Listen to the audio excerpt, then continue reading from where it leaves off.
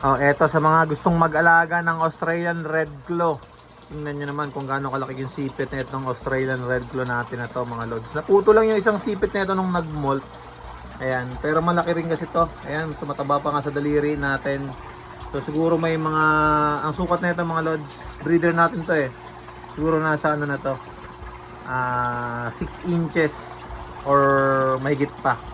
Pero kita nyo naman yung ano, yung sipit nyan. Yan o, mas malaki pa sa daliri natin yung sipit nyan mga lods. Ang gulo ko mag-video.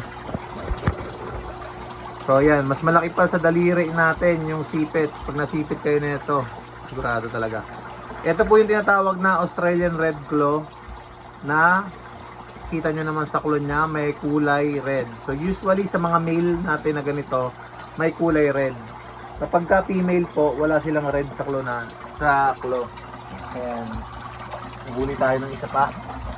Pilihin natin itong isa. Ayan. Ito, male din siya. Ayan. So, ito maliit. Maliit lang. Ayan. Aray! Ito female mga lods. Ayan o. Female. Aray! Sakit. Sakit manipit niyan. Ayan o. Ayan. Aray, anak, pakula ka na eh. Grabe. Ito mga lods pag female. Ito siguro mga nasa 4 inches. Ayan. Pag female natin yan, may dalawang bilog sa ilalim. Australian Red Claw din to, pero wala siyang red dyan sa pinakang claw niya.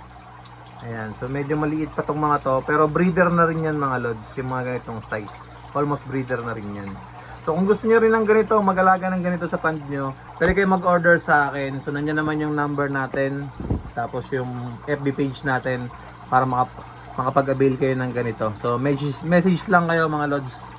At kung di ka pa rin nakasubscribe, subscribe na rin kayo dito para mabigyan ko kayo ng mga freebies. Ayan. So nagbibigay tayo ng mga freebies pagdating sa mga followers natin.